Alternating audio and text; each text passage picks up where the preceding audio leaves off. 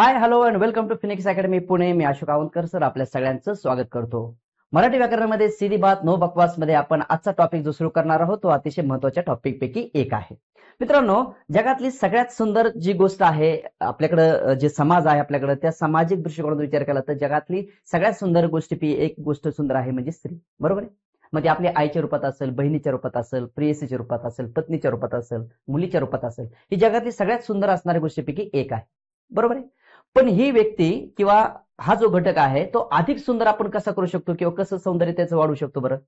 Correct. पहा, एखाद्या स्त्रीनं normal राहणं आणि एखाद्या स्त्रीनं शृंगार करून राहणं, बरोबर आहे, किंवा एखाद्या स्त्रीने साडी, असं म्हटलं जातं बघा सामाजिक दृष्टीकोनातून की स्त्री साडीमध्ये अधिक सुंदर दिसते, किंवा स्त्रीने जर अलंकार म्हणजे घातले किंवा मेकअप केला, ज्याला आपण म्हणतो साज शृंगार केला, तर स्त्रीचं सौंदर्य अजून जास्त खुलून दिसतं.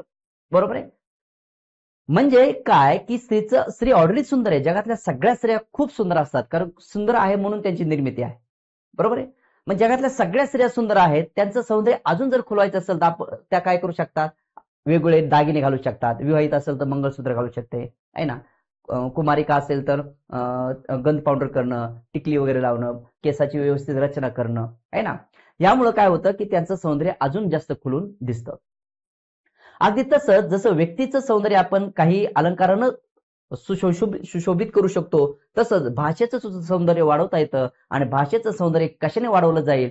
तर भाषेचं सौंदर्य कशाने वाढवलं जाईल? समजा एक उदाहरण बघा असं, तुझ्या माझ्या संसाराला आणि काय हवं, तुझ्या माझ्या लेकराला घरकुल नवं, नव्या घरामध्ये काय नवीन घडलं. ऐकलं की तुम्ही गाणं आहे? मग हे गाणं सुद्धा एक प्रकारचं एक काय आहे, एक सौंदर्य प्राप्त केलेली रचना आहे ना. तुझ्या माझ्या संसाराला आणि काय हवं, तुझ्या माझ्या लेकराला घरकुल नवं. हवं नवं, या हवं नवला अशा पद्धतीने जोडलं गेलं की जेणेकरून या रचनेची, या भाषेची गोडवा, या रचनेचा गोडवा अजून जास्त चांगला वाटू लागला. येस, तुम्हाला आजच्या टॉपिकचं नाव करेक्ट कळलेलं आहे. करेक्ट आहे, एकदम करेक्ट आहे. मित्रांनो, जसं व्यक्तीचं सौंदर्य वेगवेगळ्या आभूषणांनी चांगलं दिसतं, खुलून दिसतं, अगदी तसंच भाषेचं सौंदर्य सुद्धा वेगळ्या पद्धतीने आपण खुलू शकतो. आणि त्यातला एक अतिशय महत्वाचा घटक आहे तो म्हणजे भाषेचे अलंकार. करेक्ट. जसं व्यक्ती चांगली दिसू शकते अलंकाराने, तशीच भाषा सुद्धा जर काही शब्द जोडले किंवा काही गोष्टी आपण केल्या तर भाषेचं सौंदर्य अजून जास्त गोड दिसतं, अजून जास्त उठून दिसतं. करेक्ट आहे. तुम्हाला कळलेलं आहे की आजच्या टॉपिकचं नाव असणार आहे भाषेचे अलंकार. तर पाहूया आपण नेमकी भाषेचे अलंकारामध्ये आपल्याला काय प्रश्न विचारले जातात, कसे प्रश्न विचारले जातात, आणि भाषेच्या अलंकारामध्ये कोणते अलंकार आपल्याला शिकणं गरजेचे आहे. तसे भरपूर अलंकार आहेत, पण आपल्याला कुठले अलंकार शिकणं गरजेचं, आपण जास्तीत अलंकाराकडे जाणार आहोत. तर साधारणपणे नेमके अलंकार म्हणजे काय आणि अलंकाराची कोणते दोन मुख्य प्रकार पडतात त्यामध्ये आपण डिटेल्समध्ये जाणार आहोत. प्रिय विद्यार्थी मित्रांनो, अलंकार काय? हा अलंकार. तर कशाला म्हणायचं अलंकार जरा समजून घ्या. भाषेचा गोडवा वाढवण्यासाठी शब्दांची केलेली रचना म्हणजे भाषेचे अलंकार. सरळ साधी सोपी केलेली व्याख्या काय? भाषेचा गोडवा वाढवण्यासाठी. आता वाढवण्यासाठी म्हणलं म्हणजे भाषा ऑलरेडी गोड आहे, तिला अजून जास्त सुंदर करायचंय. जसं एखादी स्त्री ऑलरेडी सुंदर आहे, तिला आणखी जास्त सुंदर बनवायचंय, तर त्यासाठी काही आभूषणे घातली जातात. तसंच भाषेचा गोडवा वाढवण्यासाठी शब्दांची केलेली रचना, भाषेचा गोडवा वाढवण्यासाठी शब्दांची केलेली रचना म्हणजे भाषेचे अलंकार होय. म्हणजे भाषेचे अलंकार होय. काय करायचं? भाषेचा गोडवा वाढवायचा. बरोबर आहे का? अलंकारामुळे भाषेचे सौंदर्य वाढते, हे आता वैश्विक सत्य तुमच्या लक्षात आलं. काय सांगितलं मी? की अलंकारामुळे भाषेचे सौंदर्य वाढते, हे लक्षात ठेवायचं. क्लिअर. जर एखादं उदाहरण आलं तर की भाषेत सौंदर्य कशाने वाढते, तर अलंकाराने भाषेत सौंदर्य वाढते. आता अलंकाराबाबतीत काही एक दोन मुद्दे आहेत ते लक्षात ठेवायचं. रा श्री जोग ह्या व्यक्तींना लक्षात ठेवायचं. यांनी अलंकाराला काव्य विभ्रम असे म्हटलं आहे. तसं याच्यावरती एक लेक्चर येणारच आहे बरं का आपलं, म्हणजे व्यक्तिविशेष नावाचं एक लेक्चर येणार आहे. मराठी व्याकरण आपलं व्यक्तिविशेष म्हणजे ते वर्णमालेपासून तर शब्दाच्या मांडणीपर्यंत जेवढे व्यक्ती आहेत त्या व्यक्तिविशेषचं एक लेक्चर आपल्याकडे येणार आहे. त्याच्यामध्ये सुद्धा हे येणार आहे. रा श्री जोग यांनी अलंकाराला काव्य विभ्रम असे म्हटलं आहे. म वा धोंड, म वा धोंड. अलंकार म्हणजे कर्णाचे कवच कुंडल होय. कर्णाचे. आता इथं कर्णाचे शब्द थोडस वेगळं लिहिणं गरजेचं आहे ना. कर्णाचा शब्द कसा लिहायचा पूर्ण? कर्ण असं लिहायचं नाही. कर्णाचे कवच कुंडल. ठीक आहे, बरोबर आहे. मव धोंड यांनी सांगितलं अलंकार म्हणजे कर्णाचे कवच कुंडल होय. अजून बघा भरत. हे नाटककार आहेत. यांचं एक वैशिष्ट्य आपल्याला लक्षात ठेवा, यांची व्याख्या लक्षात ठेवायची. नाटककार भरत. या नाटककाराने नाट्यशास्त्र या ग्रंथात अलंकाराचा प्रथम वापर केला होता.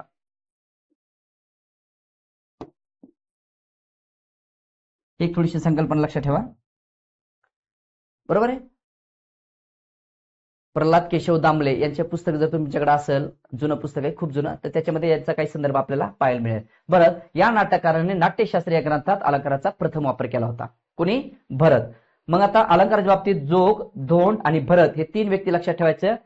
जोग यांनी अलंकाराला काव्य विभ्रम म्हटलं. धोंड यांनी अलंकाराला कर्णाचे कवच कुंडल असं म्हटलं आहे. तर भरत या नाटककाराने नाट्यशास्त्र या ग्रंथात अलंकाराचा पहिल्यांदा वापर केला होता. अलंकारिक भाषा बोलल्यानं भाषा सुंदर होते हे मात्र निश्चित झालं. आता पाहूया आपण अलंकाराचे नेमकी कोणते प्रकार आपल्याला अभ्यासाला आहेत. अलंकाराचे कोणते प्रकार? तर साधारणपणे शब्दांचे दोन रूपातून आपण अलंकार काढू शकतो. एक शब्दांचा केलेला खेळ आणि एक अर्थांचा केलेला खेळ. बघा आता, एक अलंकार कसं आहे? शब्दांचा केलेला खेळ. आणि एक अलंकार असा आहे की अर्थाचा केलेला खेळ, म्हणजे अर्थ वेगळा काढावा लागतो आपल्याला, त्याच्यावरून अर्थालंकार. आणि शब्दांचा खेळ करायचा आपल्याला, त्याच्यावरून काढायचा शब्दालंकार. म्हणजे अलंकाराचे मराठी व्याकरणात दोन प्रकार पडतात. एक शब्दालंकार, जिथं शब्दांची चमत्कृती केली जाते. दुसरा आहे अर्थालंकार, जिथं अर्थाची चमत्कृती केली जाते. बोललंय एक, अर्थ काढायचा वेगळा, आहे ना. बोललंय एक, अर्थ काढायचा आहे वेगळा, आहे ना. काय ग बघशी अशी मागे वळूनी वळूनी, विचारता म्हणे माझी राहिली पिशवी कशी, आहे ना. म्हणजे याचा अर्थ बोललंय काय, त्याच्या संदर्भाचा अर्थ वेगळा काढणं. कधी कधी बोलतोय सरळ पण त्याचा अर्थ खोटा काढणं. व्याज आपण पुढे पाहणारच आहोत. थोडक्यात काय, तर अलंकाराचे आपल्याला दोन प्रकार शिकणं गरजेचे आहेत. एक आहे अर्थालंकार आणि दुसरा आहे शब्दालंकार, किंवा पहिला आहे शब्दालंकार, दुसरा आहे अर्थालंकार. मित्रांनो, अर्थालंकाराचे दोन प्रकार. अर्थालंकाराचे किती प्रकार पडतात? दोन. एक आहे शब्दालंकार आणि दुसरा आहे अर्थालंकार. पहिला कोणता आहे? शब्दालंकार. दुसरा आहे अर्थालंकार. बरोबर आहे. आता शब्दालंकार मध्ये पुन्हा तीन प्रकार पडतात बघा. शब्दालंकार मध्ये किती रुपये आपल्याला अभ्यासाला? तीन. एकदम सोपे आहेत, काहीही अवघड नाहीत. याचे तीन उपप्रकार पडतात. एक अनुप्रास अलंकार. कधी ऐकले का? आता हे सगळंचे सगळं तुम्ही शाळेत ऐकलेलं बघा. अनुप्रास अलंकार तुम्ही शाळेत ऐकलाय? नसला ऐकलं तर मला सांगा. अनुप्रास अलंकार शाळेत झालाय. यमक अलंकार सुद्धा तुम्हाला शाळेत शिकवला जातो. आणि श्लेष अलंकार सुद्धा विचारला जातो. पुन्हा एक लक्ष द्या, शब्दालंकाराचे मराठी व्याकरणात तीन अभ्यास करायचे, तीन प्रकारांचा. अनुप्रास अलंकार, यमक अलंकार आणि श्लेष अलंकार. अनुप्रास म्हणजे इंग्लिशमध्ये अलिट्रेशन. आता सिमिली, यमक, आता तुम्हाला हे इंग्रजीमध्ये सुद्धा आहेत बरं का, पण इंग्रजीचे अलंकार हे एक्झाम मध्ये विचारले जात नाही. आपले एमपीसी मध्ये अलाउड नाहीत. एमपीसी मध्ये आतापर्यंत अलंकारावर प्रश्न विचारले जात नाहीत. एखाद दुसरा चुकून पडू शकतो, त्यासाठी 17-18 अलंकार शिकत बसत नाही. त्यामुळे एमपीसी मध्ये इंग्रजी व्याकरणात ते अलंकार नाही करायचे. जर सिलेबस मध्ये काही चेंज आला, ट्रेंड आला, तर नक्की अलंकार शिकवले जातील. आपल्याकडे ऑनलाईन बॅच आहे, फक्त आपल्याला ऍड करावं लागेल मग. ठीक आहे. तर इकडे लक्षात ठेवायचं, शब्दालंकाराचे अनुप्रास अलंकार, यमक अलंकार आणि श्लेष अलंकार अतिशय सोपे अलंकार आहेत आणि शिकायला सुद्धा भारी आहेत. बरोबर आहे. कुठले कुठले? अनुप्रास, यमक आणि श्लेष अलंकार. अलंकाराचे किती प्रकार? मुख्य दोन. आणि या अर्थालंकाराचे पुन्हा तीन प्रकार. पहा आता, सांगायचं तात्पर्य कसं, हे जे दोन प्रकार आहेत, ते तुमच्या अर्थालंकाराचे आहेत. हे दोन प्रकार हे अर्थालंकाराचे आहेत. ठीक आहे. आणि पुन्हा शब्दालंकाराचे पुन्हा आपल्याला किती प्रकार आहेत? या शब्दालंकाराचे आपल्याला शब्दालंकाराचे म्हणून हे तीन प्रकार. 1, 2, 3. ठीक आहे. नाही तर अलंकाराचे तीन प्रकार म्हणतात. अलंकाराचे तीन प्रकार नाहीत, अलंकाराचे मुख्य दोनच प्रकार, शब्द आणि अर्थ. शब्दालंकाराचे मग तीन प्रकार, अनुप्रास अलंकार, यमक अलंकार आणि श्लेष अलंकार. तर या अनुप्रास अलंकारामध्ये काय होतं आपण त्याचा अभ्यास करूया. अनुप्रास अलंकारामध्ये काय होतं? परंतु कधी कधी तुम्ही असं ऐकलंय का बरं, आहे ना, काकाने काकीच्या कपाटातले कामाचे काळे कागद कात्रीने करा करा कापले. शाळेत सुद्धा असते ना, आहे ना.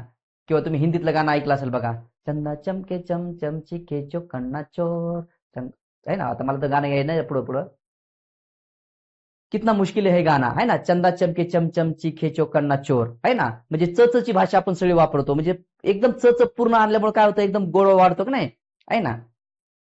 तसं बोलताना मी एक उदाहरण बोललो होतो आणि तेच उदाहरण मी पुढे लिहिलंय सुद्धा, की अनुप्रास अलंकारामध्ये एखाद्या शब्दाची अशी काही रचना केली जाते, त्या शब्दाला किंवा त्या अक्षराला पुन्हा पुन्हा रिपीट आणलं जातं शब्दामध्ये. एखाद्या अक्षराला पुन्हा रिपीट आणलं जातं आणि त्यामुळे एक गोडवा निर्माण होतो, त्यालाच अनुप्रास अलंकार म्हणतो. मग अनुप्रास अलंकाराची व्याकरण दृष्ट्या व्याख्या आपण असं करूया. पाहता या अनुप्रास अलंकाराचा पाहू कसा आहे बघा. काय अनुप्रास अलंकार? एखाद्या वाक्यात किंवा कवितेच्या चरणात एखाद्या अक्षराची पुनरावृत्ती होते, अक्षराची पुनरावृत्ती होणे त्याला म्हणायचं अनुप्रास अलंकार. पहा, एखाद्या अक्षराची पुनरावृत्ती म्हणजे पुन्हा तो शब्द येणं. उदाहरण बघा, पाकिस्तानचे पादरे पोरं पाकिस्तानच्या पुलावरून परापरा पादत पळाले. हे वर्गातलं उदाहरण आहे बरं काय, सगळे वर्गातले उदाहरण आहे. मी जे एक्झाम मध्ये मोरा वाळंबे सरांच्या पुस्तकातून घ्यायची उदाहरणं ते घेणारच आहे, पण त्याच्या व्यतिरिक्त जे आपल्याला नैसर्गिक उदाहरणं समजावे त्यासाठी मी हे उदाहरण लिहिलं. पाकिस्तानचे पादरे पोरं पाकिस्तानच्या पुलावरून परापरा पादत पळाले. मग आता इकडे बघा, इथं हे वाक्य तर पूर्ण आहे की नाही? वाक्य पूर्णच आहे, ते वाक्य पूर्ण आहे, अर्थपूर्ण आहे. आणि विशेष म्हणजे सगळ्या शब्दांना इकडे बघा, जरा मी अंडरलाईन करून देतो. इथं प, इथं प, इथं प, इथं प, इथं प, इथं प, इथं प आणि इथं सुद्धा प. ह्या प ला घेऊन मी काय केलं? त्या प ला घेऊन मी काय केलं? वाक्याची रचना केली. पाकिस्तानचे पादरे पोरं पाकिस्तानच्या पुलावरून परापरा पादत पळाले. पाकडे येते. यामध्ये प ची अशी काही रचना वापरली, पचे शब्द मी अशा रूपात वापरले, अर्थ पण आहे आणि त्यामध्ये गोडवा सुद्धा निर्माण झाला आहे. म्हणजे पच रिपिटेशन झालेलं आहे, पच पुनरावृत्ती झालेली आहे आणि अतिशय सुंदर असं वाक्य तयार झालेलं आहे. या पच्या रिपिटेशनला म्हणतात कुठला अलंकार? अनुप्रास अलंकार. इंग्लिशमध्ये अलिट्रेशन असतो. समजते का? आता खाली बघा, काकूने काकाच्या कपड्यातले कामाचे काळे कागद कात्रीने कराकरा कापले. बघा इकडं कशाचं रिपिटेशन आहे? क क क क क क क क क क. या दुसऱ्या वाक्यामध्ये सगळं कचं रिपिटेशन तुम्हाला दिसतंय आणि अर्थपूर्ण दिसतोय, म्हणून कचं रिपिटेशन झालं, कची पुनरावृत्ती झाली, याला म्हणायचं अनुप्रास अलंकार. अनुप्रास अलंकार काय? एखाद्या वाक्याच्या रचनेत किंवा कवितेच्या चरणेत एखाद्या अक्षराची विशिष्ट रचनेने पुनरावृत्ती केलेली जाते, अशा वेळेस अनुप्रास नावाचा अलंकार होतो. तुम्ही कुठलंही वाक्य तुमच्या बोलू शकता, पण त्यामध्ये ते अक्षर अतिशय एकच अक्षर पुन्हा पुन्हा रिपीट आलं पाहिजे. बरोबर आहे? दादाने दादाला धाडकन धाडले आहे ना, द द द. काकचं उदाहरण घेतलं आपण किंवा च उदाहरण घेतलं ना, चंद्रकलेचे चंद्रपूरचे चिमणराव आहे ना, चंद्रपूरचे चिमणराव चिंपांजीला चावून आले आहे ना. म्हणजे याचा अर्थ कुठलंही वाक्य तयार करा किंवा कवितेची रचना तयार करा ज्याच्यात एखाद्या अक्षराची पुनरावृत्ती होत असेल तर लक्षात ठेवायचा अनुप्रास अलंकार आहे. बालिश बहु बायकात बडबडला. बघा ब ची रचना ब ब ब ब. बालिश बहु बायकात बडबडला. ब ची रचना पुन्हा केली, ब ला रिपीट केला आपण, याला म्हणायचं अनुप्रास अलंकार. म्हणजे थोडक्यात काय अनुप्रास अलंकार काय सांगतो? इथं बघा प चं रिपिटेशन झालं, इथं बघा क चं रिपिटेशन झालं आणि इथं बघा ब चं रिपिटेशन झालं. रिपिटेशन म्हणजे पुनरावृत्ती झाली. या तिन्ही अक्षरांची अशा पद्धतीने पुनरावृत्ती झालेली आहे ज्याच्यातून एक अर्थ आणि एक लय प्राप्त झाली, म्हणून या म्हणतात अनुप्रास अलंकार. अनुप्रास अलंकार हा तुमच्या अलंकारामध्ये सगळ्यात सोप्या अलंकारापैकी एक आहे. फक्त रिपिटेशन अनुप्रास अलंकार, यमक अलंकार पुढे एकदम सोपे अलंकार आहेत. ठीक आहे का? मग कळलं का तुम्हाला अनुप्रास अलंकार काय? कवितेच्या चरणात म्हणा किंवा एखाद्या वाक्यात म्हणा, एखाद्या अक्षराची पुनरावृत्ती होणे. बघा हे महत्वाचं वाक्य, एखाद्या अक्षराची पुनरावृत्ती होणे त्याला म्हणायचं अनुप्रास अलंकार. तुम्ही स्वतःची उदाहरणं तयार करू शकता, हे आहे अनुप्रास अलंकार. सोपा आहे, सहज सुटणार आहे, काळजी करण्याची गरज नाही, तुम्हाला लगेच परीक्षेत कळेल. चला पुढे. कसं सांगू काय झालं कालच्या काळ्या रात्री. बघितलं का आता? कसं सांगू काय झालं कालच्या काळ्या रात्री. बघा इथं सुद्धा क क बघा, प्रत्येक पण किती छान आहे. इथं प्रत्येक एका शब्दाला सोडू नये बघा, प्रत्येक एका शब्दाला सोडू नये. कसं काय कालच्या काळ्या, कसं सांगू काय झालं कालच्या काळ्या रात्री. काय बाय सांगू कसं मी सांगू मलाच माझी वाटेला. ते जाऊ द्या खड्ड्यात, पण इथं क ची रिपिटेशन आहे, मग हा अनुप्रास अलंकाराचं उदाहरण आहे. क चं रिपिटेशन आहे. पद बघा, सप्तपदे सहवासे सख्य साधूशीच घडते. सप्तपदे सहवासे सख्य साधूशी घडते. इथं बघा स चं रिपिटेशन, स स स स, इथं सचं रिपिटेशन आहे, मग हा झाला अनुप्रास अलंकार. हे मोरा वाळंबे सरांच्या पुस्तकात सुद्धा आहे. पेटविले पाषाण पटरावरती शिवबांनी गळ्यामध्ये गाजे संतांची वाणी. पेटिले पाषाण, प ची रिपिटेशन, प प प आहे ना, बाकी नाही, पण 3 जागेवर आहे. पेटिले पाषाण पटरावरती शिवबांनी गळ्यामध्ये गाजे संतांची वाणी, इथं प चं रिपिटेशन, अनुप्रास अलंकार. बघा, मन मोहनी तुझा मोहक मोहरा, मोहरा आहे बरं का ते, मनमोहनी तुझा मोहक मोहरा मनातून माझ्या मावळेना. बघा इथं म म म म म म मच रिपिटेशन आहे, हा अनुप्रास अलंकार. पापणीच्या पंखात झोप दे डोळ्यांची पाखरे, प ची रिपिटेशन बघा, प प प, पापणीच्या पंखात झोपू दे डोळ्यांची पाखरे, पच रिपिटेशन आहे, मग हा सुद्धा झाला अनुप्रास अलंकार. हे पुस्तकात उदाहरण सापडतील. संत म्हणती सप्तपदे सहवासे सख्य साधूशी घडते, तेच वाक्य मी डबल इथं लिहिलं, फक्त संत म्हणती इथं आणलं. सप्तपदे सहवासे, सप्तपदे सहवासे सख्य साधूशी घडते, हे सुद्धा सची रिपिटेशन आहे. म्हणजे बोर्डवरती असणारे सगळेच वाक्य कशाचे तर पोरांनो, अनुप्रास अलंकाराचे आहेत.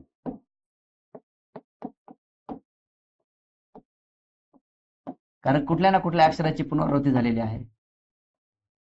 कसल्या अलंकारात? सगळे अनुप्रास अलंकार. हे 9चे 9 उदाहरणं, हे 3 आणि हे बाकीचे 6, 9चे 9 उदाहरणं हे अनुप्रास अलंकाराचे आहेत. मला वाटतं अनुप्रास अलंकाराबद्दल तुम्हाला काही शंका नसावी. इतकं सोपं आहे ते. परीक्षेत तुम्हाला जर अलंकार विचारला तर सहज तुमचा मार्क अनुप्रासचा जाणार नाही. अनुप्रासचा मार्क जाण्याचा काहीही संबंध नाही. मार्क मिळणार म्हणजे मिळणार, डोंट वरी. ठीक आहे. कसं सांगू काय झालं कालच्या काळ्या रात्री, सप्तपदे सहवासे सख्य साधूशी घडते, पेटिविले पाषाण पटरावरती शिवबांनी गळ्यामध्ये गाजे, आहे ना. यामध्ये परीक्षेत येऊ शकतात ती वाक्य, बघ कोणती तर परीक्षेत जर विचारली तर बघा, हे सप्तपदे हे वाक्य किंवा हे वाक्य किंवा हे वाक्य किंवा हे वाक्य, हा हे नाही, किंवा हे वाक्य 3 नंबरचं वाक्य, 5 नंबरचं वाक्य, 6 नंबरचं वाक्य, 8 नंबरचं वाक्य, 9 नंबरचं वाक्य, हे एक्झाम मध्ये जशाच तसे येऊ शकतात. म्हणता तुम्ही म्हणता बाकीचे नाही येणार का? बाकीचे काय येणार नाही, कारण ते मी मनाने स्वतः तयार केलेले आहे ना, मी माझ्या मनचे तयार केलेत. आणि हे मात्र तुम्हाला पुस्तकी आहेत, मोरा वाळंबे सरांच्या पुस्तकात सापडतील तुम्हाला, किंवा जुन्या काळातलं दामलेंचं पुस्तक आहे, त्याच्यात थोडीशी वेगळी उदाहरणं सापडू शकतात. ठीक आहे. हे का सांगून दिलं? कारण आपल्याला पच स आणि पच पुन्हा असं रिपिटेशन याच्या अगोदर विचारलेलं आहे, तुम्हाला विचारलं जाऊ शकतं. ठीक आहे. हा होता अनुप्रास अलंकार. शब्दालंकाराचे 3 प्रकार, त्यामध्ये पहिला आहे अनुप्रास अलंकार, जो अतिशय सोपा तुम्हाला दिसायला वाटतो आणि तो तितका सोपा सुद्धा आहे. चला पाहूया आपण पुढचा अलंकार. दुसरा बघा यमक अलंकार. हे सुद्धा अतिशय सोपाच अलंकार आहे, काही अवघड नाही, फक्त यमक साधायचे. यमक म्हणजे सारखे सारखे उच्चाराचे शब्द आणायचे. यमक अलंकार, एखाद्या वाक्यात किंवा चरणात समान उच्चार मात्र अर्थ वेगळा. बघा, समान उच्चार मात्र अर्थ वेगळा असणारी अक्षरे वापरून जे सौंदर्य तयार होते त्यालाच यमक अलंकार असं म्हणतात. बरोबर आहे. आता कसं, जे वाक्य मी मागाशी बोललो होतो, म्हणजे सारखेपणा वाटला पाहिजे पण अर्थ वेगळे असले पाहिजेत. उच्चार सारखा वाटतो त्याचा, आहे ना, जवळजवळ सारखा वाटतो, सारखा नसतो पण जवळजवळ वाटतो. उदाहरणार्थ मी मागाशी बोललेलं वाक्य इथे लिहिलंय, तुझ्या माझ्या संसाराला आणि काय हवं. बघा बरं इथं, तुझ्या माझ्या संसाराला आणि काय हवं, तुझ्या माझ्या लेकराला घरकुल नवं. तुमचं हवं आणि नवं हे काय साधलं पोरांनो? इथं यमक साधलं की नाही? हवं आणि नवं हे काय साधलं? यमक साधलं. बघा ना, इथं हवं आहे आणि इथं नवं आहे, यमक साधलं की नाही? खाली बघा, सुसंगती सदा घडो सुजन वाक्य कानी पडो, कलंक मतीचा जडो विषय सर्वथा ना आवडो. बघा, पडो ना आवडो, इथं पडो इथं ना आवडो. दोघांचे अर्थ वेगळे तर पण उच्चार तुम्हाला जवळपास सारखा वाटतो, म्हणून या अलंकाराला सुद्धा आपण काय म्हणतो रे? यमक अलंकार. काय म्हणतो आपण? यमक. कारण 2 शब्द चरणाच्या शेवटी येताना सारख्या उच्चाराचे वाटतात, म्हणून हा यमक अलंकार होतो. हे यमक शब्द इथं आहेत बघा, या 2 मध्ये हे यमक शब्द इथं आहेत बघा. असं कुठल्याही चरणामध्ये जर पाहिलं, त्याचं जे चरण असेल 3 शब्दाचं, 4 शब्दाचं चरण, 4 शब्दाचं किंवा 2-2 शब्दाची काही ओळी आल्या तर त्या शेवटची जी अक्षरे बघायची ते यमक साधतात का. आता यमक संकल्पना तुम्हाला माहिती का? हवं नवं, आहे ना, झाड बिड आहे ना, रान वन, असं सन वन, असं धर कर, म्हणजे अशा काहीतरी यमक साधलं पाहिजे तेव्हा हा अलंकार होतो. अतिशय सोपा अलंकार आहे. अजून काही उदाहरण याच्यात बघा. अफाट आकाश हिरवी धरती, पुनवेची रात सागर भरती. बघितलं का? बघितलं की यमक कसा साधला? धरती भरती. आहेत शब्द वेगळे, परंतु तुम्हाला त्याचे उच्चार जवळपास सारखे वाटतात बघा. आहे ना, धरती भरती हे काय तुमचं यमक. यमक साधलं. इंग्लिशमध्ये सिमिली नावाचा अलंकार असतो हा. SIMILI. अफाट आकाश हिरवी धरती, पुनवेची रात सागर भरती. है ना, धरती भरती हे दोन शब्द यमक साधल्यामुळं किंवा दोन शब्द उच्चारात समान आल्यामुळं हा अलंकार झाला यमक नावाचा अलंकार. दुसरा अतिशय सोपा है ना, जिथं दिमाग जास्त वापरायची गरज नाही तिथं नाही वापरायचं, जिथं वापरायचं तिथं वापरायचं. सोप्या गोष्टी. आणि आपण जसं की मी पहिल्यापासून सांगतो की मराठीला फार ताण करून घ्यायचा नाही. मराठीमध्ये ज्या गोष्टी सहज समजत असतील तर ताण करून घ्यायचा नाही. राहिलेला वेळ म्हणजे मराठीतून तुमचा वेळ जो वाचणार आहे अभ्यासाचा तो इतर गोष्टीसाठी वापरायचा, हे लक्षात ठेवायचं. कळलं का? खाली बघा, श्लेष अलंकार नंबर 3. श्लेष अलंकार हे तले भारी आहे. इंग्रजीत पण नावाचा अलंकार होतो. या अलंकारात एकच शब्द दोन अर्थाने वापरलेला असतो. एकच शब्द दोन अर्थाने. दादा कोंडके. एकच शब्द दोन अर्थाने वापरलेला असतो, हे लक्षात ठेवायचं. दादा कोंडकेचे सगळे वाक्य, दादा कोंडकेचे सगळे गाणं इथे येतात. वर ढगाला लागली, ते सगळे याच्यात येतात आहे ना, श्लेष अलंकारात. श्लेष अलंकार जर वापरता आला नसता तर दादा कोंडके यांची गाणी तयार झालीच नसती, आनंद शिंदे यांची गाणी तयार झालीच नसती. म्हणून मराठीचा असा खतरनाक खेळ आहे. मराठी तुम्ही कितीही कशी वापरा, तुम्ही त्याचे दोन अर्थ सांगू शकतात. त्यामुळे सेन्सर बोर्ड सुद्धा थक्क होतं. एखादे गाणे तयार केल्यानंतर आपण एखादं म्हणतो अरे हे अश्लील गाणं आहे, गाणं चांगलं नाही, याच्यातून वाईट मेसेज जातो. तर ज्याने तर लिहिलंय तर तो त्याला सिद्ध करू शकतो की मला असं नाही म्हणायचं, मला असं म्हणायचंय. तुम्ही वाईट अर्थ घेता त्याला मी काय करू?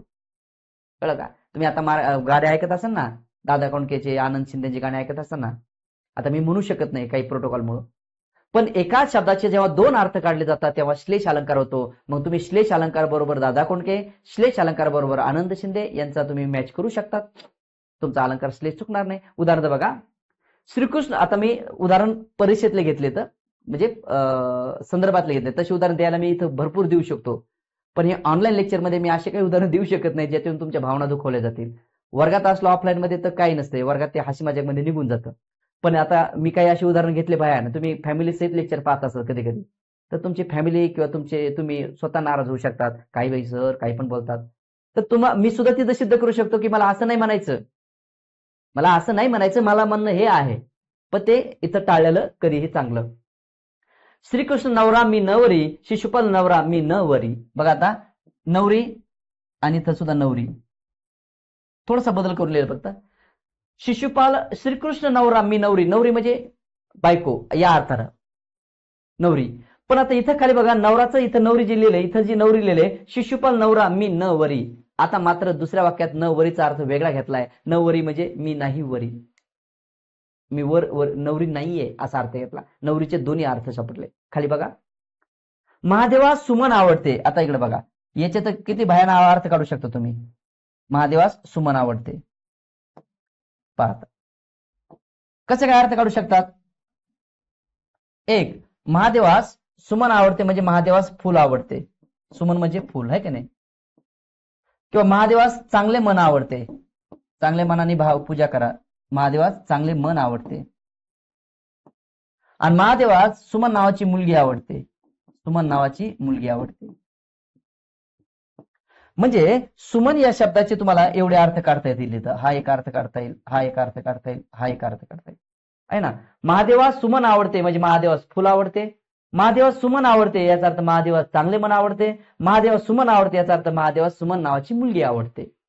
म्हणजे सुमन या शब्दाचे वेगवेगळे अर्थ तुम्हाला सापडतात, म्हणून हा श्लेष अलंकार होतो. एका शब्दाचे दोन किंवा दोनपेक्षा जास्त अर्थ निघणे याला म्हणायचं श्लेष अलंकार आहे ना. हिंदीत एक गाणं आहे बघा, हिंदीत एक गाणं ते बनवू शकतो कारण त्याच्यात अश्लीलपणा काही नाही. कोणतं हिंदीत गाणं? दिल चीज क्या है आप मेरी जान लीजिए, दिल चीज क्या है आप मेरी जान लीजिए. जान, जान शब्दाचे दोन अर्थ निघतात. दिल चीज क्या है आप मेरी जान लीजिए म्हणजे माझं हृदय काय चीज आहे एकदा जान लीजिए म्हणजे जाणून घ्या काय, जाणून घ्या. जानचा अर्थ जाणून घेणं. आणि दुसरा अर्थ दिल चीज क्या है आप मेरी जान लीजिए.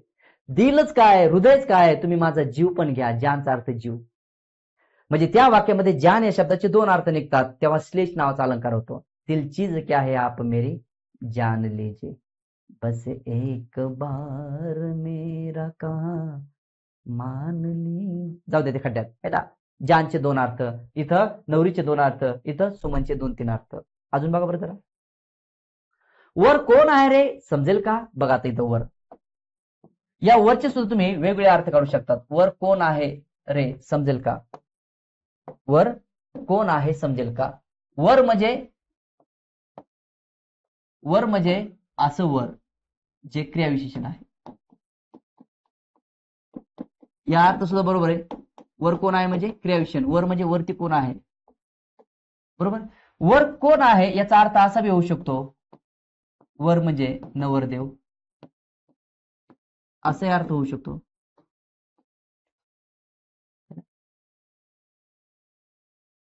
बरोबर आहे. म्हणजे दोन्ही अर्थ होऊ शकतात. मन हजारा श्लेष अलंकार. हे मेघा तू सर्वांना जीवन देतोस. जीवन, जीवनचं स्पेलिंग चुकलं इथं. जीवनचं स्पेलिंग असं पाहिजे ते. हे मेघा तू सर्वांना जीवन देतोस. जीवनचा अर्थ आयुष्य. जीवनचा अर्थ काय घेऊ शकतो तुम्ही आयुष्य. आणि जीवनचा अर्थ दुसरं काय घेऊ शकतो तुम्ही पाणी. पाणी दा है ना. हा पण अर्थ आहे, हा पण अर्थ आहे. मग हा सुद्धा झाला श्लेष अलंकार. हा श्लेष, हा श्लेष. तुम्हाला गाडी लागते का. गाडी लागते का. या लागते का, लागते काच लागतेचे दोन अर्थ निघतात बघा. बघा लागतेचे कसे काय दोन अर्थ आहेत तुम्हाला. हे काय सर नवीनच. लागतेचे कसे अर्थ दोन निघते. हो निघतात ना. लागतेचा अर्थ तुम्हाला गाडी हवी आहे का. तुम्हाला गाडी हवी का. तुम्हाला गाडी लागते का म्हणजे तुम्हाला गाडी हवी का. आणि दुसरं तुम्हाला गाडी लागते का म्हणजे तुम्हाला मळमळ होते का किंवा उलटी होते का. असे दोन अर्थ आहेत त्याचे. लागतेचे अर्थ काय घेणार तुम्ही. एक तर तुम्हाला मळमळ होते का, उलटी होते का, किंवा तुम्हाला गाडी हवी आहे का. तुम्हाला गाडी लागते का घेऊन जा, मग हवी असणार. तुम्हाला गाडी लागते का मग जाऊ नका, सगळ्याला त्रास होईल. उलटी करता, मळमळ होते. म्हणजे लागतेचे दोन अर्थ झाले. एका शब्दाचे दोन किंवा दोनपेक्षा जर वेगवेगळे अर्थ निघत असतील एकाच वाक्यातून तर समजायचं त्या वाक्याचा अलंकार हा श्लेष अलंकार आहे. इंग्लिशमध्ये पण अलंकार आहे ना. समजते का. पुढे बघा. रक्षणा धर्म असावा करीशी उपदेश तो असे मान्य रक्षितोस धर्मात धर्म आम्हा ठाऊक. धर्माचे दोन अर्थ. धर्माचे दोन अर्थ. धर्म म्हणजे कर्तव्य सुद्धा होतं आहे ना. धर्म म्हणजे स्वभाव सुद्धा होतो. हा माझा धर्मच नाहीये आपण तो, हा माझा स्वभावच नाही.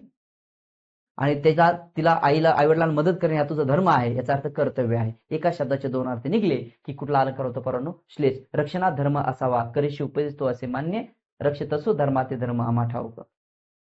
जर तुम्ही संस्कृतचे विद्यार्थी असाल, जर तुम्ही म्हणजे संस्कृत तुमचा जर विषय असेल तर तुम्हाला अलंकार अजून जास्त समजू शकतात. लक्षात ठेवायचं. कारण संस्कृत मधून काही काव्यरचना असतात आहे ना, किंवा तुकोबा रायांनी जे काही अभंग आपल्याला लिहिलेले आहेत त्याच्यामध्ये सुद्धा तुम्हाला बरेचसे अलंकारांच्या गोष्टींचा समावेश सापडेल. ठीक आहे. तर हा होता श्लेष अलंकार. मला सांगा तिन्ही अलंकार हे सोपे आहेत का अवघड आहेत. शब्दालंकारामधले तिन्ही अलंकार. अनुप्रास अलंकार जिथं अक्षराची रिपिटेशन होतं, यमक अलंकार जिथे यमक सदलं जातं, आणि श्लेष अलंकार जिथे एका शब्दाचे दोन दोन अर्थ काढले जातात. तसे माझ्याकडे मराठीमध्ये श्लेष अलंकारासाठी इतके उदाहरणं आहेत पण माझ्यावरती काही नैतिक बंधने आहेत. इतके उदाहरण भयान उदाहरण आहेत माझ्याकडे.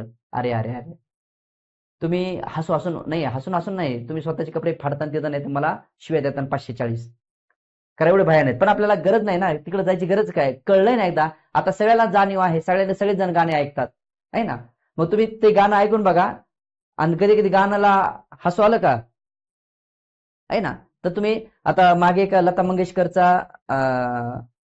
एक किस्सा ऐकला होता मी रेडिओवरती. लता मंगेशकर आणि किशोरदा यांचं गाणं होतं आणि त्या गाण्याचे वेगळेच अर्थ किशोरदाने काढला होता आणि लता दिदींना ते माहितच नव्हतं. लक्षात ठेवायचं. असा किस्सा मी रेडिओवरती ऐकला होता आहे ना. गाणं होतं की किशोरदा किशोर कुमार आहेत ना, लता मंगेशकर म्हणले गाणं ऐकलंस का तू? ती म्हणली हो. प्रॅक्टिस केली का? ती म्हणले लता म्हणल्या हो केली. आणि मग तुला हसू नाही आलं का? ती म्हणली त्यात काय हसायजोगतंय? तू गाणं ऐक आणि गाणं ऐकल्याच्या नंतर मग माझ्याकडे ये, मी तुला सांगतो काय आहे त्याच्यात हसण्याजोगं आहे ना. आणि ते गाणं होतं काय गाणं होतं कडे त्याचा, म्हणजे त्याच्यात दोन श्लेष अलंकाराचं ते उदाहरण आहे. खऱ्या मला ते सांगण्यासाठी होतं श्लेष अलंकाराचं आहे ना. अरे सुनो अरे सुना, कहो अरे कहा, कुछ हुआ क्या, अभी तो नहीं, कुछ भी नहीं, चली हवा, आहे ना. असं ते गाणं होतं. आता त्यानंतर लता दीदींना ते कळलंच नव्हतं की नेमकी काय याच्यात हसायजोगतं काय. पण जेव्हा किशोर कुमारांनी त्या गाण्याचा त्यांना श्लेष अलंकार सांगितला तेव्हा त्यांच्या लक्षात आलं आणि मग दोघंही हसायला लागले होते आहे ना. ते म्हणले हे गाणं कमोडवर बसल्यासारखं वाटतं की नाही, कमोडवर बसल्यासारखं वाटतं की नाही. कुणीतरी विचारते कुछ हुआ क्या, अभी तो नहीं, कुछ भी नहीं, चली हवा, असं त्या गाण्याचा अर्थ. म्हणजे ते म्हणणं वेगळं होतं पण त्याचा श्लेष अलंकार आपण काढू शकलो होतो की त्याचा दुसरा अर्थ काढणं आहे ना. तुम्हाला कळायला लागलं का? आता तुम्ही खूप डिटेल्स मध्ये जात नाही, तुम्ही ऐकू शकता एखाद्या ठिकाणी. ठीक आहे. चला आता जाऊया आपण अर्थालंकाराकडे. शब्दालंकारामध्ये आपल्याला तीनच अलंकार आहेत. एक आहे अनुप्रास अलंकार, दुसरा आहे यमक अलंकार आणि तिसरा आहे श्लेष अलंकार. हे तिन्ही अलंकार अतिशय साधे सोपे सरळ आणि आपल्याला सहज समजणोके. फक्त श्लेष अलंकारामध्ये एका शब्दाचे तुम्हाला दोन अर्थ निघतात हे कळलं पाहिजे. काळजी करू नका, जनरली रिपिटेशनची उदाहरणं तुम्हाला परीक्षेत असतात. आता दुसरा बघा अर्थालंकार. यातील या अलंकारात शब्दांच्या अर्थामुळे भाषेला प्राप्त होते, भाषेला महत्व किंवा भाषेला सौंदर्य प्राप्त होते. शब्दांच्या अर्थामुळे अर्थ वेगळा निघतो, भाषेला सौंदर्य प्राप्त होते, याला म्हणतात शब्दालंकार. यातील अलंकारात शब्दांच्या अर्थामुळे भाषेला सौंदर्य प्राप्त होते. कोणत्या अलंकारात? अर्थालंकारात. अर्थालंकार हा अलंकाराचा आपला दुसरा प्रकार आहे. आता याचं वर्गीकरण बघा आपण किती रूपात केलेले. अर्थालंकाराचे वर्गीकरण आपण खालील 4 पद्धतीने केले. एक तुलनेवरून तुलना करायची, एक स्वभावावरून व्यक्तीचा स्वभाव दाखवायचा, कारणावरून कारण दाखवायचं आणि इतर काही प्रकार आहेत ज्यामध्ये आपल्याला अर्थालंकार समजतो. तुम्ही तर व्यक्तीचं उदाहरण कसं, व्यक्तीचा स्वभाव कसं आहे ना, ते गणपतवाण्याचं उदाहरण येईल बघा तुम्हाला पुढं. गणपतवाणी हे व्यक्तीचं उदाहरण आहे बघा, स्वभाव व्यक्तीचं. मग अर्थालंकारामध्ये आपल्याला शब्दांच्या अर्थामुळे भाषेला सौंदर्य प्राप्त होणार आहे. अर्थालंकाराचे वर्गीकरण एक तुलनावरून, स्वभावावरून, कारणावरून आणि इतर अशा 4 पद्धतीने आपण करू शकतो. समजते का? तर त्यातलं पाहूया नेमकी एक किंवा अर्थालंकाराचा पहिला प्रकार कोणता आहे? उपमा. अर्थालंकाराचा पहिला प्रकार कुठला आहे? उपमा. माझ्यामध्ये कंपॅरिझन असेल बरं का, लक्षात ठेवायचं, याच्यात तुलना केलेली असेल लक्षात ठेवायचं. मग आता आपण ते तुलना स्वभाव काही सांगत नाही, डायरेक्ट आता आपण अर्थालंकाराचे प्रकार पाहतो आणि अर्थालंकारामध्ये आहे पहिला उपमा. तुम्हाला सर तुम्ही पहिल्यांदा शिरा घ्या ना मग उपमा घ्या, मला शिराशिवाय जमतच नाही. शिरा फिरा काही नाही, आधी उपमा. दोन गोष्टीतील साम्य वा साधर्म्य, दोन गोष्टीतील साम्य किंवा साधर्म्य, सम, सारखा, परीस, समान, प्रमाणे या शब्दाने दाखवले जाते तेव्हा उपमा अलंकार होतो. पहिल्यांदा याच्या उपमा अलंकार होण्यासाठी आवश्यक असणारे शब्द कुठले? साधर्म्य कशाने दाखवायचं? सम, सारखा, परीस, समान या शब्दांनी जर तुमचं वाक्य जोडलेलं असेल तर समजून घ्या अशा वाक्याचा अलंकार होतो उपमा. काय होतो अलंकार? उपमा. दोन गोष्टीतील साधर्म्य. बघा आता साधर्म्य दर्शवण्यासाठी खालील 2 संकल्पना महत्वाच्या असतात बघा. आता उपमेय आणि उपमान हे तुम्हाला एक समजून सांगतो एकदा. उपमेय आणि उपमान या 2 गोष्टी आपल्याला समजून घ्यायच्या. आता उपमेयला प्रकृत किंवा प्रस्तुत असं म्हणतात. मी सांगतो उपमेय कशाला म्हणतात 2 मिनिटात आणि उपमान कशाला म्हणतात ते पण सांगतो.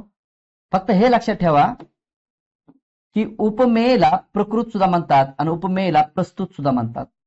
तसं उपमानला अप्रकृत म्हणतात किंवा उपमानला अप्रस्तुत म्हणतात, हे लक्षात ठेवायचं. समानार्थी शब्द तर बाकी काही नाही. आता उपमेय आणि उपमान हे समान दर्शवले जाते जेव्हा अर्थालंकारामध्ये उपमा नावाचा अलंकार होणार आहे. साम्य साधर्म्य दर्शवण्यासाठी या 2 संकल्पना आपल्याला महत्वाच्या आहेत. कुठलं? उपमेय आणि उपमान. पहिल्यांदा उपमेयला काय म्हणतात? प्रकृत किंवा प्रस्तुत. उपमानला काय म्हणतात? अप्रकृत किंवा अप्रस्तुत. हे 2 शब्द समानार्थी लक्षात ठेवायचे. मग तुम्हाला उपमेय आणि उपमान या 2 शब्दामध्ये असणारा फरक सांगतो आणि ते प्रत्येक वेळेस आता इथून पुढे आपल्याला कामाला येणार आहेत. उपमेय कोण आणि उपमान कोण. उपमेय कोण आणि उपमान कोण आपल्याला पुढे कामाला येणार आहेत, हे लक्षात ठेवायचं. ठीक आहे. आता बघा, उपमेय आणि उपमान कोण सांगतो, पण आधी लक्षात ठेवा, उपमेय म्हणजे प्रकृत, प्रकृत म्हणजे प्रस्तुत, तिन्हीचा अर्थ सेमच. उपमान म्हणजे अप्रकृत, अप्रकृत म्हणजे अप्रस्तुत, आणि अप्रस्तुत आणि तिन्हीचा अर्थ सेमच. मित्रांनो, आपण पाहतोय आता अर्थ अलंकार, आणि अर्थ अलंकारामध्ये आता पहिला आहे उपमा अलंकार. पहिला कोणता आहे? उपमा अलंकार. पाहतो उपमेय उपमान कशा. एखाद्या शब्दाची दुसऱ्या शब्दाला आपण उपमा देतो की नाही, उपमा. समजा उदाहरण तर घेऊन बघूया, असे जास्त कळेल. हे उदाहरण बघा, मेघा समतो श्याम सावळा. बघा आता, मेघा समतो श्याम सावळा. मेघ तुमचं उपमेय, कोणाची उपमा? श्यामची. मेघा समतो श्याम सावळा. मग आता कशाने जोडलं बघा बरे, जोडले कशाने? सम या शब्दाने जोडलं, सम. आता मला आता काय सांगितलं, जर दोन शब्द किंवा दोघांची तुलना असेल, ती जर सम, सारखा, परीस या शब्दाने जर जोडली असेल, सम, सारखा, परीस, समान, तर उपमा नावाचा अलंकार होतो. मग आता उदाहरण बघा इथं, मेघा समतो श्याम सावळा झाला उपमा. शिराफिरा होणार नाही, हा डायरेक्ट उपमा आहे. सावळा रंग तुझा पावसाळी नभा परी. परी बघा, परी शब्द जोडला, मग हा झाला उपमा. हे परिस्थिती येऊ शकतात वाक्य कुठले? हे दोन्ही येऊ शकतात. आभाळगत माया तुझी आम्हावर राहू दे. तुम्ही म्हणता ह्याच्यात काय उपमा आहे? तर आभाळाची आणि मायाची एकमेकाशी काय केली? तुलना केली. आभाळ आणि माया. मग कशी माया? आभाळगत, गत म्हणजे च्या सारखी, गत बरोबर सारखी, उपमा नावाचा अलंकार. ऐरणीची अंदमा तुला टिनकी टिनकी वाहू दे, आभाळगत माया तुझी आम्हावरी राहू दे. ऐकले ना तुम्ही? मग गत म्हणजे सारखा, गत म्हणजे परी, गत म्हणजे सम, सेमच आहे. आणि विराट हा सचिन सारखाच खेळतो, मग सचिन सारखा, सारखा हा झाला तुमचा उपमा. बरोबर आहे.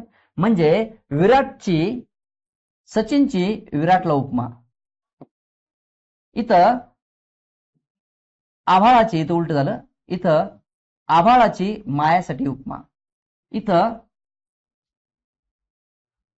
पावसाची रंगासाठी उपमा, आणि मेघाची श्यामसाठी उपमा. मेघा म्हणजे पाऊस, मेघा म्हणजे पाऊस किंवा ढग, ढग किंवा पाऊस सुद्धा म्हणू शकतो मी. मेघारे मेघारे मेघारे मेघारे मत परदेस जा रे. असू दे, आहे ना. तर लक्षात ठेवायचं, थोडक्यात आपण उपमा अलंकार कसा लक्षात ठेवायचा? जर दोन शब्दांची तुलना सम, समान, परी, सारखा या शब्दांनी जोडली असेल तर त्याला म्हणायचं उपमा अलंकार. उपमा अलंकार हा अर्थ अलंकाराचा पहिला प्रकार. सोपा आहे का उपमा? लहानपणीपासून तुम्ही उपमा शिकलेला आहात, आहे ना. दोघांमध्ये तुलना दाखवायची, उपमेय आणि उपमान हे दोन्ही सारखंच असं दाखवायचे, पण सारखं दाखवताना सम, समान. कारण आता सारखं बघा, उपमेय आणि उपमान म्हणजे ज्याची तुलना करायची तो घटक आणि ज्याच्याशी तुलना करायची तो घटक, हे दोन्ही गोष्ट रूपक मध्ये सुद्धा येतात. उपमेय आणि उपमान याच्यानंतर जो रूपक अलंकार आहे त्याच्यामध्ये सुद्धा येतात, पण दोन्हीमध्ये फरक असतो बघा.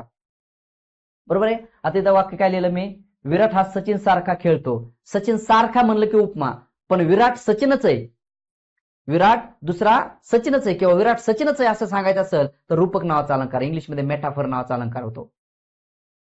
थोडक्यात काय, रूपक अलंकार आणि उपमा अलंकार काय असू शकतात? समान असू शकतात, पण त्यामध्ये रचना मात्र वेगळी असते. सम, समान, सारखा, परी असे शब्दांना जर उपमेय आणि उपमान सारखे सांगितलं तर तो यमक अलंकार आहे. हे चुकलं माझं.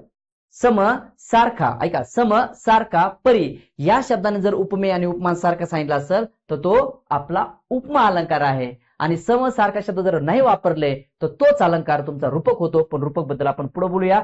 साम्य सादर प्रदर्शनासाठी बघा, ज्या दोन गोष्टीतील साम्य सम, सारखा, परी, समान या शब्दांनी दर्शवले जाते त्याला म्हणायचं उपमा अलंकार. मेघा सम, सावळा रंग तुझा पावसाळी नभा परी, आभाळा गत, विराट सचिन सारखाच. सारखाच, परी, सम, गत हे सगळे शब्द आहेत तुमचे दोन शब्दातील साधर्म्य दर्शवण्यासाठी, पण हे आहेत उपमा नावाचे अलंकार. समजतं का? उपमा खायचा. ठीक आहे. जरा दुसरा बघा, रूपक आणि उपमा अलंकार जवळपास सारखे वाटतात बघा. रूपक आणि उपमा अलंकार सारखे बघा. जेव्हा उपमेय उपमानच असते, उपमेय हे उपमानच असते, म्हणजे ज्याची तुलना करायची आणि ज्याच्याशी तुलना करायची हे सेमच असतात. ज्याची तुलना करायची आणि ज्याच्याशी तुलना करायची हे सेमच असतात, तेव्हा रूपक नावाचा अलंकार होतो. पण फरक रूपक आणि उपमामध्ये काय आहे तो समजून घ्या. उपमेय हे उपमानच असते असे दर्शवले जाते तेव्हा रूपक अलंकार होतो. लक्षात ठेवायचं. फक्त रूपक अलंकारामध्ये बघा, रूपक अलंकारामध्ये, ह्या रूपक अलंकारामध्ये सम, सारखा, परी, गत असे शब्द वापरले जात नाही. पहा, उपमेय उपमान सारखेच आहेत पण सम, सारखा, परीने जोडलेत, तर तो झाला तुमचा उपमा अलंकार. उपमेय आणि उपमान सारखं दाखवलंय पण त्याच्यामध्ये सम, परी, गत, सारखा असे शब्द वापरलेत, तर तुमचा झाला उपमा. उपमेय आणि उपमान सारखंच आहे परंतु हे शब्द त्यामध्ये जोडले जात नाहीत, तुमचा अलंकार झाला रूपक. उपमा आणि रूपक दोन्ही अलंकार जवळपास सारखेच असतात. उदाहरण बघा, तुझे ओठ हे गुलाबाच्या पाकळ्या आहेत. बघा आता नीट लक्ष द्या. तुझे ओठ, ओठांना कोणाची उपमा दिली? तुझे ओठ हे गुलाबाच्या पाकळ्या आहेत. बघा, तुझे ओठ हे गुलाबाच्या पाकळ्या आहेत, म्हणजे ओठ आणि गुलाबाच्या पाकळ्या हे एक समानच दाखवलेत बघा, सारख्याच दाखवल्यात, वेगळं काहीच नाही. तुझे ओठ गुलाबाच्या पाकळ्या आहेत. पण हे जर वाक्य असं असतं ना, बघा हे काय झालं रे, हे वाक्य कशात झालं? रूपक अलंकाराचं. पण हेच वाक्य जर असं लिहिलं असतं, मी हेच वाक्य असं लिहिलं असतं, तुझे ओठ गुलाबाच्या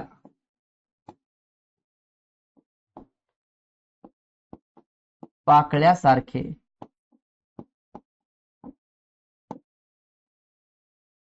तुझे ओठ गुलाबाच्या पाकळ्यासारखे आहे. आता मात्र अलंकार वेगळा आहे, हा अलंकार वेगळा आहे.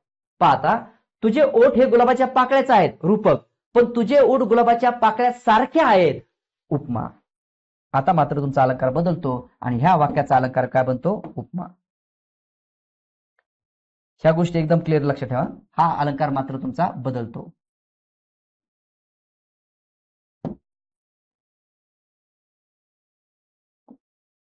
आता हा अलंकार बनतो रे पोरांनो, उपमा. आता हा उपमा होण्याचं कारण काय? सारखे, सारखे हा शब्द वापरला. बघा, तुझे ओठ हे गुलाबाच्या पाकळ्या आहेत, रूपक अलंकार, पण तुझे ओठ गुलाबाच्या पाकळ्या सारखे आहेत, उपमा. म्हणजे उपमा अलंकार आणि रूपक अलंकार तुम्हाला जवळपास सारखेच असतात, कारण तिथं उपमेय आणि उपमान म्हणजे ज्याची तुलना करायची तो घटक आणि ज्याच्याची तुलना करायची ते घटक दोन्ही समान सांगितले जातात, सारखे सांगितले जातात. फक्त वाक्याच्या रचनेकडे लक्ष द्या, शब्दाकडे लक्ष द्या.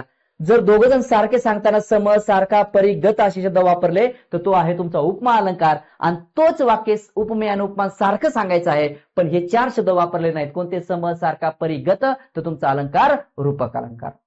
रूपक आणि उपमा या दोन अलंकारामध्ये हे साम्य लक्षात ठेवा, फरक लक्षात ठेवा.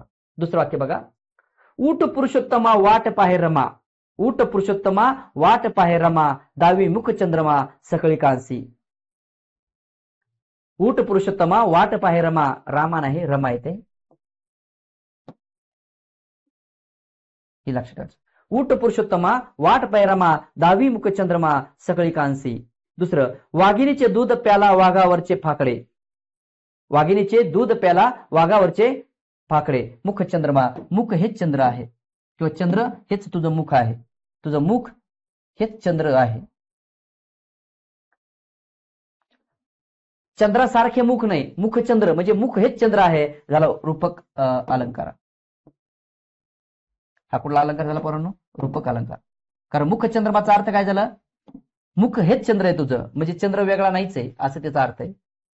वाघिणीचे दूध प्याला वाघावरचे फाकडे, तुकड्या मने घरटे होय तेव्हा पांग फिटे. अरे इसमें गडबड आहे थोडी. बरं ठीक आहे, दुसरं उदाहरण बघा.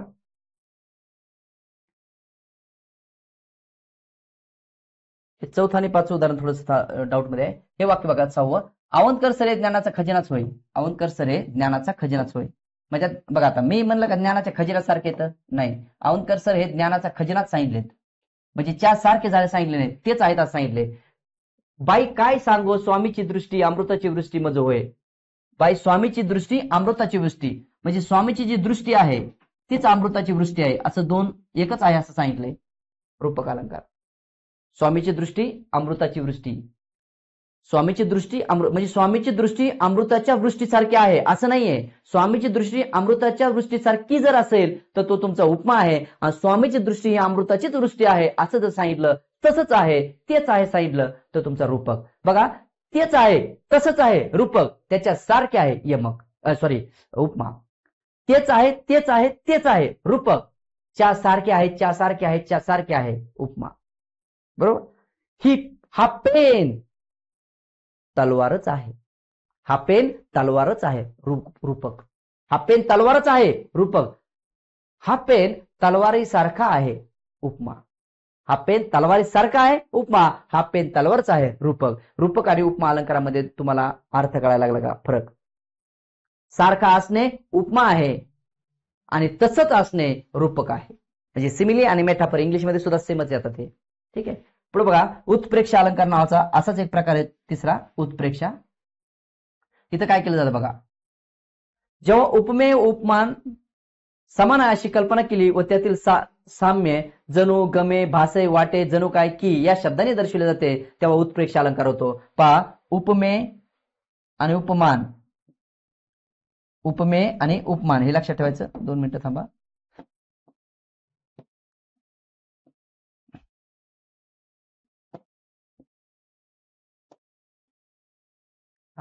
काय केलं, उपमेय हे उपमान समान आहे अशी कल्पना केली जाते. म्हणजे दोघं उपमेय, ज्याची तुलना करायची तो आणि ज्याची तुलना करायची तो, हे समान आहे दाखवायचंय. फक्त शब्द कसे वापरायचे बघा. आता शब्द कोणते वापरायचे त्यामध्ये जेणेकरून तो उत्प्रेक्षा अलंकार क्लिअर होईल. यामध्ये शब्द वापरायचे बघा, जणू,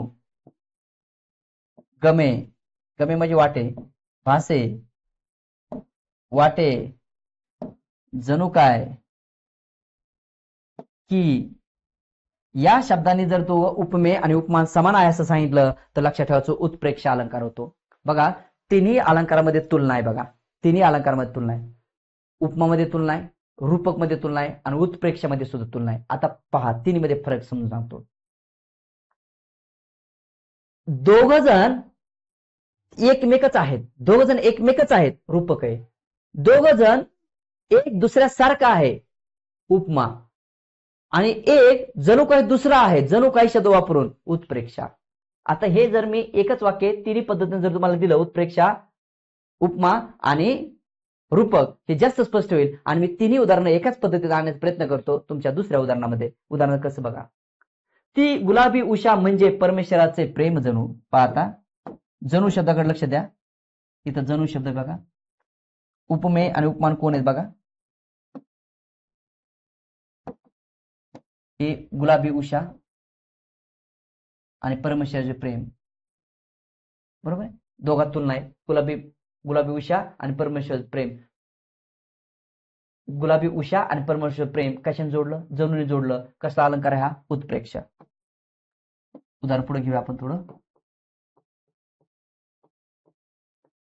उत्प्रेक्षा, ठीक आहे. खाली बघा, किती माझा कोंबडा मजेदार, मान त्याची कितीतरी बागदार, शिरोगामी तांबडा तुरा आले, जणू जास्वंदी फूल नाही रे फूल, जणू जास्वंदी फूल उमललेले.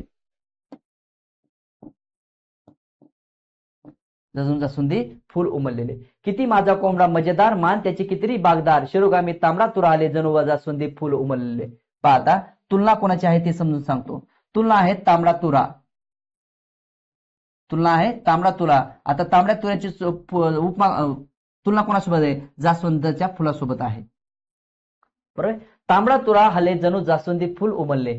जणू शब्द जर वापरला नसता तर अलंकारामध्ये बदल झाला असता. जणू शब्द जर वापरला नसता तर अलंकारात बदल झाला असता. मग हा सुद्धा झाला जणूमुळं उत्प्रेक्षा. जणूमुळं हा काय झाला, उत्प्रेक्षा.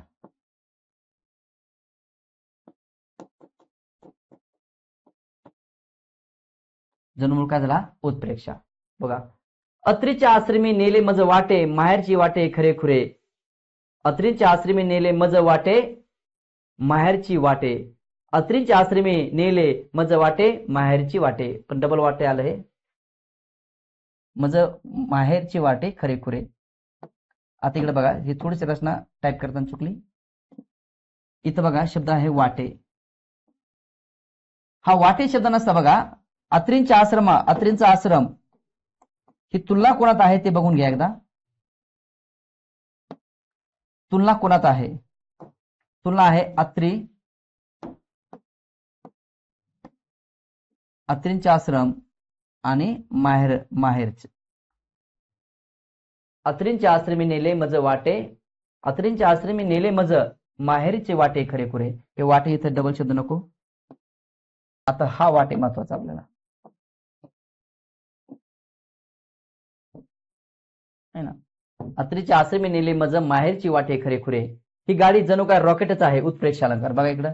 गाडीची उपमा, गाडीची तुलना केली,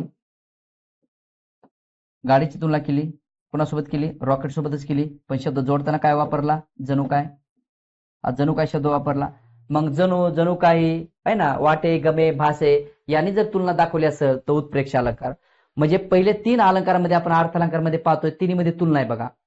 उपमामध्ये तुलना आहे, रूपकमध्ये तुलना आहे आणि उत्प्रेक्ष अलंकारामध्ये तुलना आहे. तिन्ही वाक्यामध्ये तुम्हाला किंवा तिन्ही अलंकारामध्ये तुम्हाला तुलना पाहायला मिळते. तिन्ही अलंकारामध्ये काय मिळते? तुलना. ठीक आहे. तिन्ही अलंकारामध्ये काय मिळते तुम्हाला? तुलना.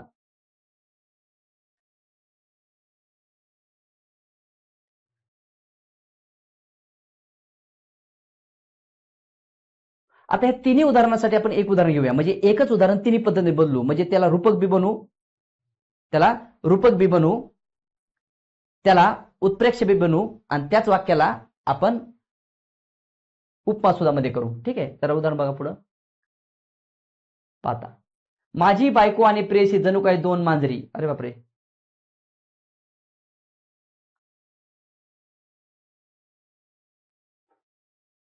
डबल उदाहरण आलं, डबल वाक्य झालं. पण इथं ठीक आहे, एक वाक्य रिपीट आहे, एक वाक्य रिपीट आहे इथं. कुठलं? माझी बायकोची तुलना कोणासोबत केली? प्रेयसी सोबत. माझी बायको आणि प्रेयसी. पण हे जोडले कशाने बघा, ते महत्वाचं आहे. जणू काही जोडले कसे? जणू काही. म्हणून हा उत्प्रेक्ष झाला. हा डबल झाला, जणू काही डबल झाला. अर्धपायी पांढरीशी विजार गमे विहंगातील बडा फौजदार. आहे ना. अर्धपायी पांढरीशी विजार गमे विहंगातील बडा फौजदार. आहे ना. ही पक्षासाठी केलेली तुलना. पण आता इथं लक्षात ठेवायचं, इथं गमे शब्द वापरलाय, इथं गमे शब्द वापरलाय. गमे, गमे, भासे, वाटे, जणू. गमे, भासे, वाटे, जणू. हे काय सगळ्या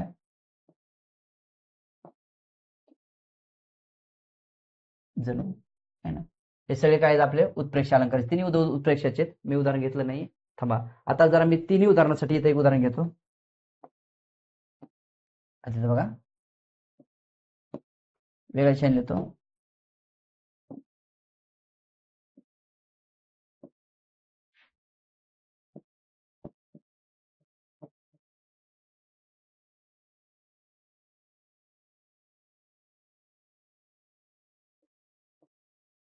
माझी शाळा मंदिर आहे. माझी शाळा मंदिर आहे. दुसरं वाक्य बघा.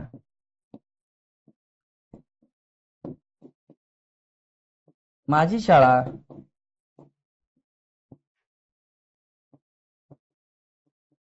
मंदिरासारखी आहे.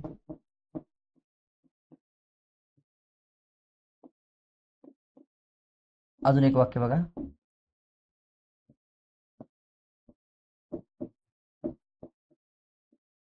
माझी शाळा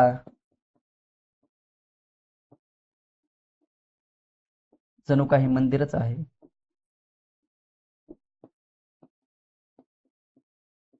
माझी शाळा जणू काही मंदिरच आहे.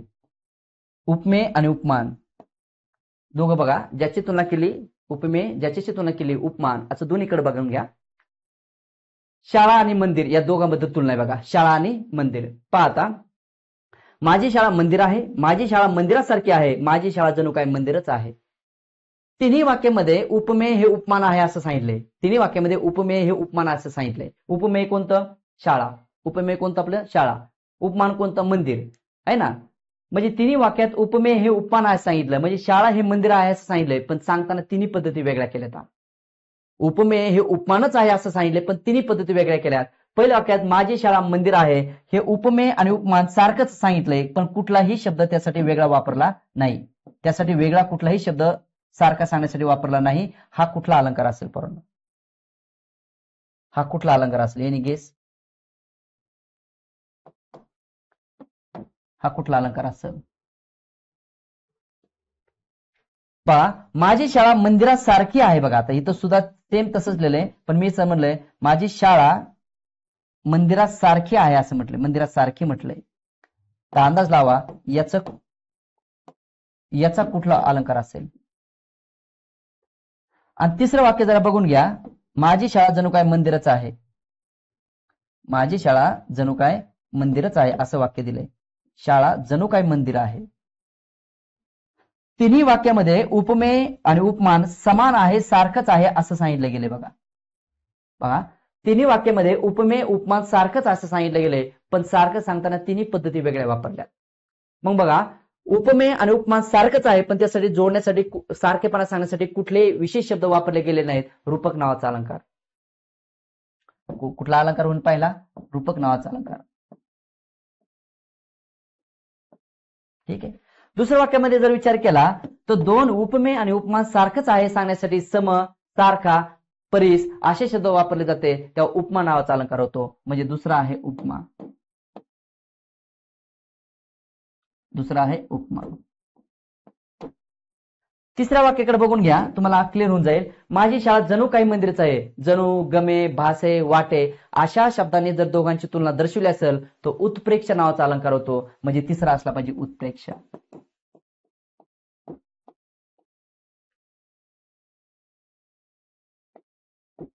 तिसरा असला पाहिजे उत्प्रेक्ष अलंकार.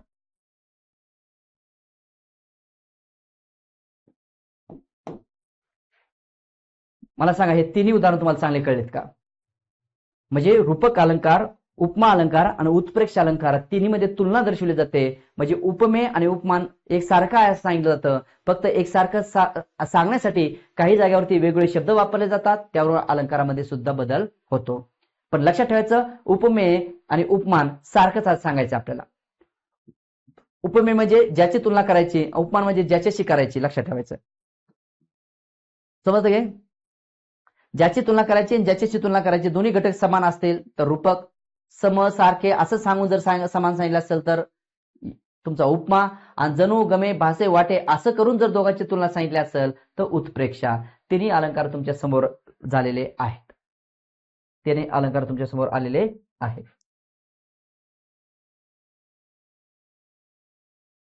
अजून एक अलंकार आपण इथं पाहूया. बघा, चौथा अलंकार अनन्वय नावाचा अलंकार.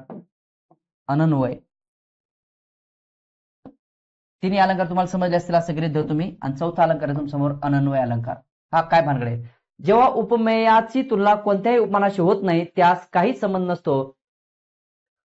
तेव्हा अनन्वय अलंकार होतो. बघा, जेव्हा उपमेयाची तुलना कोणत्याही उपमानाशी होत नाही, एकच वाक्यात सांगतो, जेव्हा कोणत्याही उपमेयाची तुलना कोणत्याही उपमानाशी होत नाही आणि जर केली तर त्याचा काहीच अर्थ नसतो किंवा संबंध नसतो,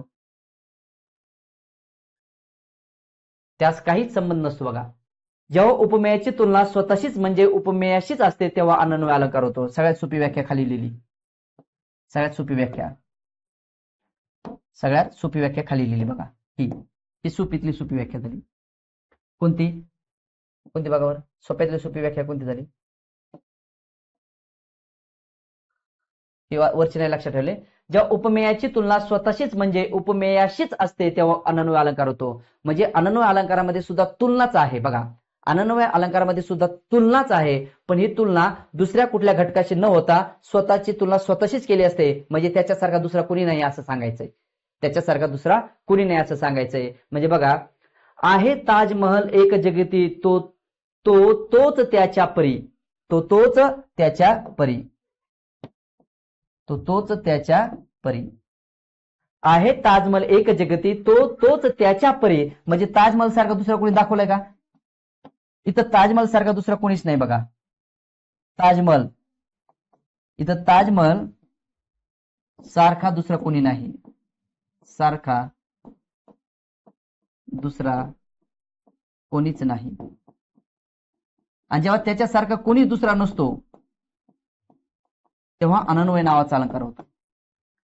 आहे ताजमहल एक जगती, तोच त्याच्या परी सारखा दुसरा कोणी नाही. कोणासारखा? ताजमहल. म्हणजे उपमेय कोण आहे? आपला ताजमहल आहे. ज्याच्याशी तुलना करायची ते उपमानच दिलेलं नाहीये. म्हणजे उपमेयाची तुलना उपमेयासोबतच होते. म्हणजे ज्याच्याशी तुलना करायची तो घटकच दिला नाहीये. एकाची तुलना त्याच्याशीच करायची. अनन्वय नावाचा अलंकार होतो, आहे ना. हिंदीमध्ये गाणं आहे, मुझको देखोगे जहां तक मुझको पाओगे वहां तक, है ना. आसमां से कारवां तक इस जमी से आसमां तक मैं ही मैं हूं दूसरा कोई नहीं, आहे ना. असे गाणे हिंदीमध्ये. मग मैं ही मैं हूं दुसरा कोई नहीं, त्याला म्हणायचं अनन्वय नावाचा अलंकार. आता बघा, माझ्या मुलीचं नाव अनन्या आहे. माझ्या मुलीचं नाव अनन्या आहे. का अनन्या नाव आहे? अनन्याचा अर्थ काय होतं? अन्य नाही तिच्यासारखा दुसरा कोणी. मग तिचं नाव अनन्या आहे. हा अनन्वय अलंकार आहे. मग अनन्यावरून अनन्वय अलंकार लक्षात ठेवायचा. मी माझ्या मुलीचं नाव अनन्या का ठेवलं? की माझ्यासाठी माझं असं म्हणणं आहे की माझ्या मुलीसारखी दुसरी कोणीच नाही. माझ्या मुलीसारखी दुसरी कोणीच नाही. तिची तुलना दुसऱ्या कोणासोबत होऊ शकत नाही. ती अनन्या झाली. आणि अनन्वय अलंकार काय? की उपमेयाची तुलना कोणाशीच होत नाही, स्वतःशीच होऊ शकते. तो झाला अनन्वय अलंकार. म्हणजे अनन्वय अलंकार आणि अनन्या माझ्या मुलीच्या नावाशी तुम्ही संबंध जोडू शकता. अनन्या नाही तिच्यासारखं दुसरं कोणी.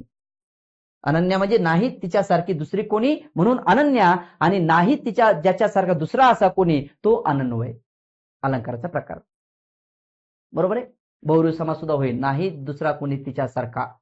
ठीक आहे. पाहता जेव्हा उपमेयाची तुलना स्वतःशीच म्हणजे उपमेयाशीच असते तेव्हा अनन्वय अलंकार होतो. मग उदाहरण दिलं आहे, ताजमहल एक जगती तोच त्याच्या परी. ताजमहल सारखा फक्त ताजमहलच आहे ना. चला मग झाला तुमचा अनन्वय अलंकार. बघा, झाले बहु होतील बहु आहेतही बहु परंतु या सम हा.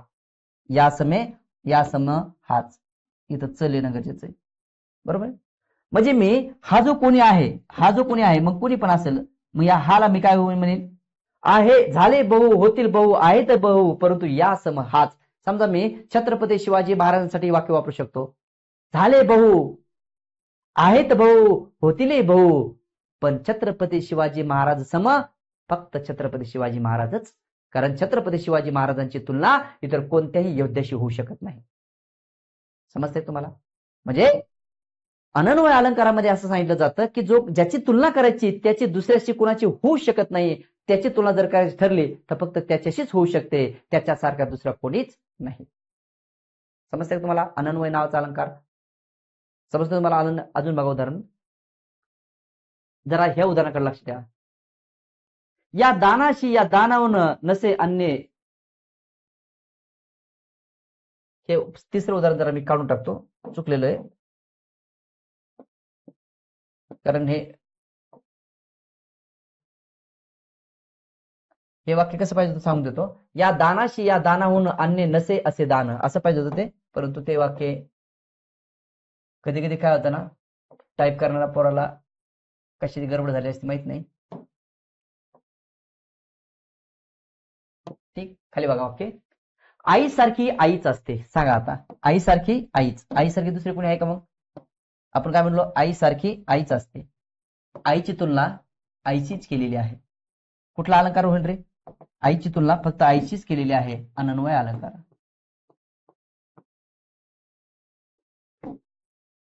बरोबर.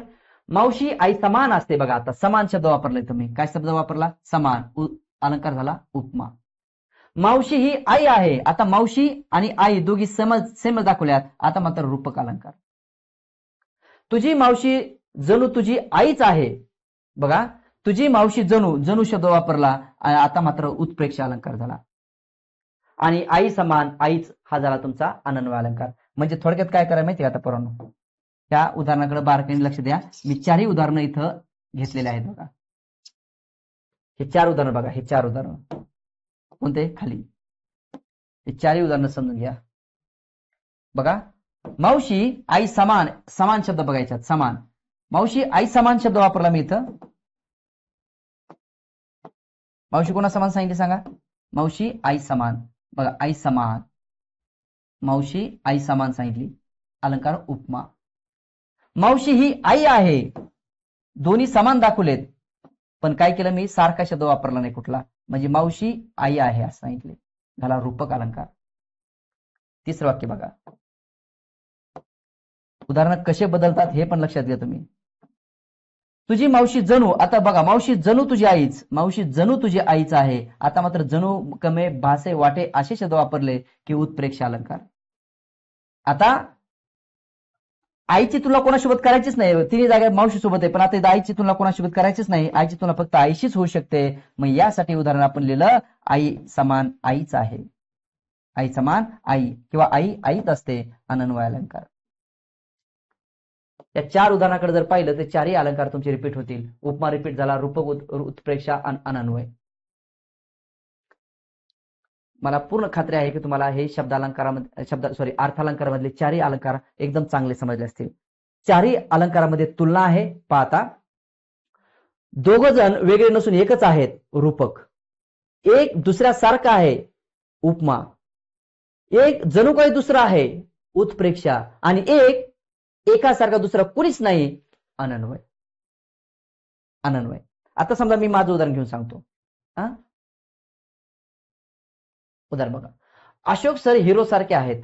अशोक सर हिरो सारखे आहेत, उपमा. अरे अशोक सर हिरो आहेच, रूपक. अशोक सर जणू काय हिरोच, उत्प्रेक्षा. अशोक सरच आहेत. अशोक सरच आहेत, त्यांना चॅलेंज नाही. अशोक सरच आहेत, अनन्वय. मला पूर्ण खात्री आहे तुम्हाला चारही अलंकार चांगले कळले असतील.